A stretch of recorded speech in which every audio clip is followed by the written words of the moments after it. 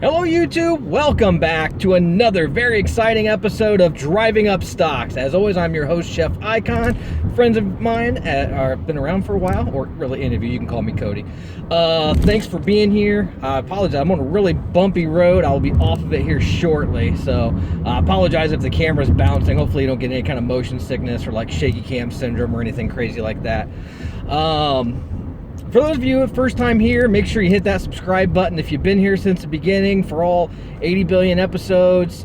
Thank you for your support. Make sure you hit that subscribe button if you have not already. And those of you that have been around know that we don't just hit that like button. We don't just smash that like button. We don't just crumble our like button. No, we climb up to that top turnbuckle and drop the Macho Man Randy Savage flying elbow drop on that like button. So please and thank you, do that before you take off. Getting right into our Robinhood portfolio update, we ended the week at $249.33. So we were up about just shy of 5%, 4.7%. Pretty good increase from the week prior. Been doing very well. The past few weeks have been really up and down. Like I said, we end the week strong, but it kind of starts off weak. So yeah, last week was definitely another one of those, but we finished out the week strong, so thankful for that. A lot of that was led by the cryptocurrencies, still in those cryptos. Most of them are up right now. Well, it's not in the green, excuse me, not in the money. Bitcoin, Dogecoin, I'm in the money on both of those. I'm just waiting because there's a lot of analysis on Bitcoin and Dogecoin right now. We're still looking to get... I'm trying to see how high Bitcoin will go. There's talk of it hitting $15,000 a coin. Don't know if it'll get there. I'm gonna hang out for a while and see. It's over 12,000 right now, so I'm up not quite $1 on my Bitcoin. I've got like a severely fractional share or fractional coin, whatever. Dogecoin, I'm sitting on just shy of 5,600 coins. Up about $6 I think on that one. Trying to see how high that one will go. There's projections that it'll get up to, right now it's at like 0.0026 cents a share. There are projections saying it'll hit 0.005. It did get as high as 0.004 for a while there about a month ago. All of them went crazy and had a big spike. So we're looking for that again, hopefully, so we can sell the heck out of those. The Litecoin, trying to think of where I'm at on that one. I'm not real close to break even on that one yet, but that one keeps kind of inching its way up, and then it'll dip a little bit, inch its way up. So it's slowly, very slowly, but steadily getting there. The Ethereum Classic, I believe, is what I have.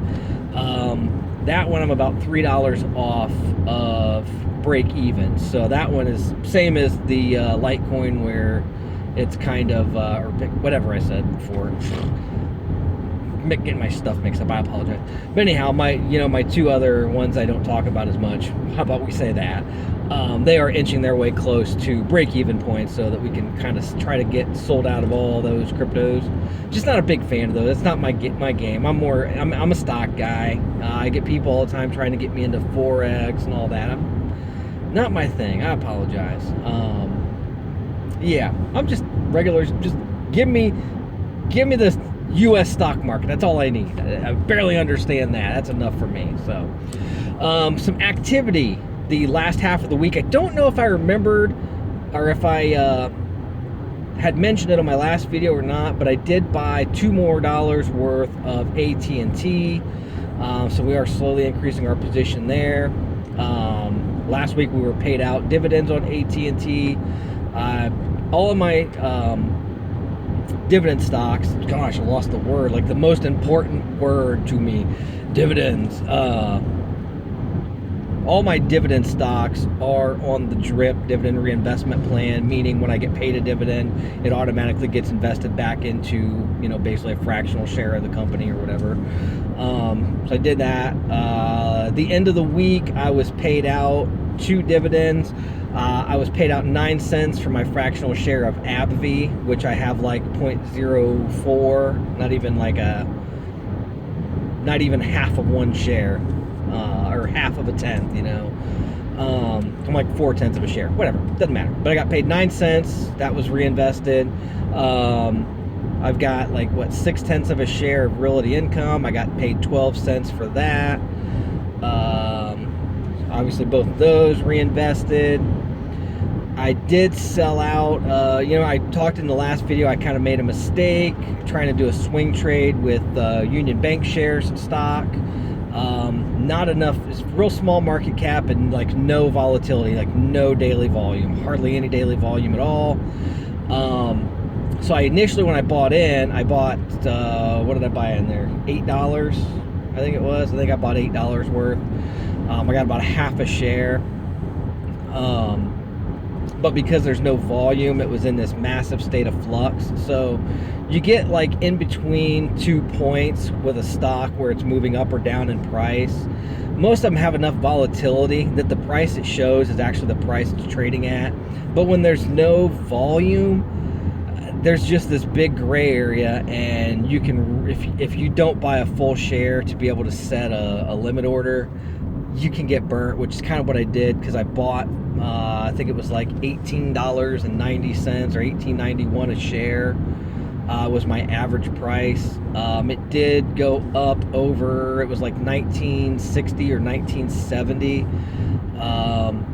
Friday, so I was like, all right, getting the heck out of this. Same thing happened. It dipped down, so I ended up selling it for like, I don't know, the settle price was like 18 something. So overall I lost 55 cents.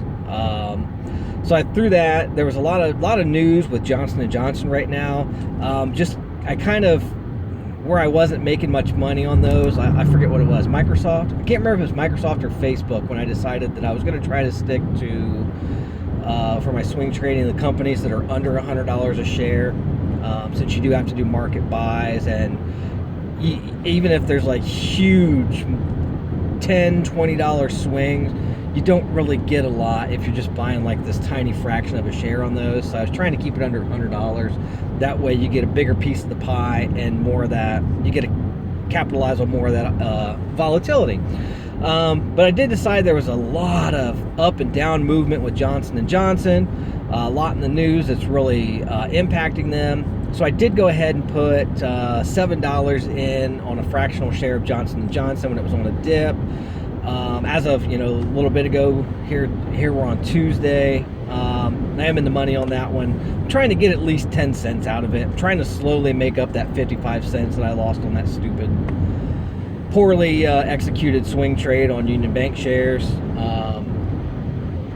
So we'll let that at least get double digits, get out of that one, move on to the next thing, see what we can do there. But pretty decent, I think, pretty decent trade. Good volatility, good company.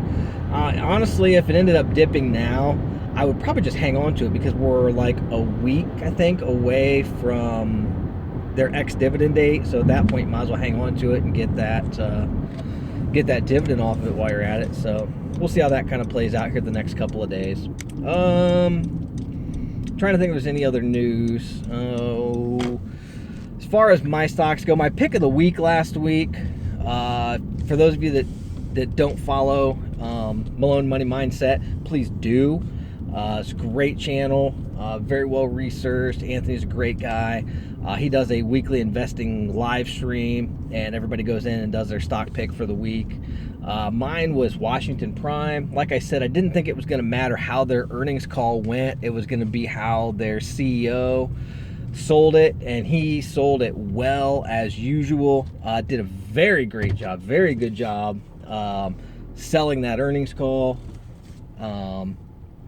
But overall, the stock really didn't do a whole lot, not a whole lot of movement. It ended up, it was about break even for the week. So I didn't get quite that volatility I was hoping out of his impressive speeches.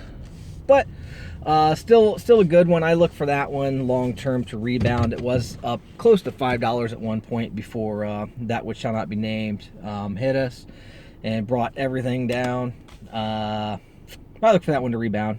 So do I have a pick of the week for this week? Yeah, it was some little like biotech company. They do a little bit of pharmaceutical, but they're mostly in the cosmetics. I can't even tell you. I think their ticker symbol's like BAFR, So not a very well thought out pick of the week, but that was my pick of the week for this week. See how that kind of plays out. But thanks for tuning in as always. Unfortunately, I appreciate you guys tolerating me in my kind of crazy schedule right now with work and everything going on. I've missed a couple of Thursdays, had to do Friday uploads. This week, my Monday uploads coming in on Tuesday because I had a nice long staycation. I took Friday and Monday off of work. We're running 7 days a week where I'm at right now. But they have a policy, if you take Friday off vacation, you automatically get Saturday and Sunday. So I got a nice little 5-day staycation. Took Friday, Monday off, just relaxed, enjoyed. I brought my work laptop home, never touched it. It sat in the corner. Just kind of hung out with the lady Fran. We watched the entire Avatar series. Great series if you haven't seen it.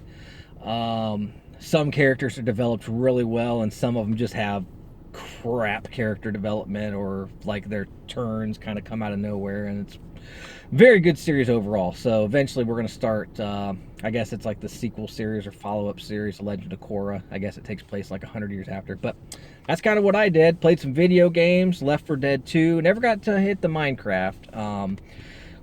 Just kind of running some errands, did a little shopping, hit the coffee shop a couple of times. So we didn't have as much time for video games as we thought. So we only played Left 4 Dead 2, but that's still a great one because we were going to play some Minecraft. We haven't crafted any mines in a bit, so that's how we spent our little staycation. Eating horribly. You can't see my my world title belt gut here, but I ate terribly, so that did not help. I had lost a little bit of weight, and I probably gained every bit of that back over this little staycation. But hey, thanks for tuning into my little spiel here at the end, a little ramble, as you may. Everyone have a great week. Hope it all goes well for you. So until Thursday, again, Thursday, not necessarily a Robinhood portfolio update anymore. Just depends on if I have enough material for that. So if you got ideas, you want anything you want me to talk about, break down, hit me up in the comments below. Again, make sure you elbow drop that like button. Subscribe if you haven't already. Again, comments are appreciated down below. So until Thursday, thank you very much. Have a wonderful week. Peace.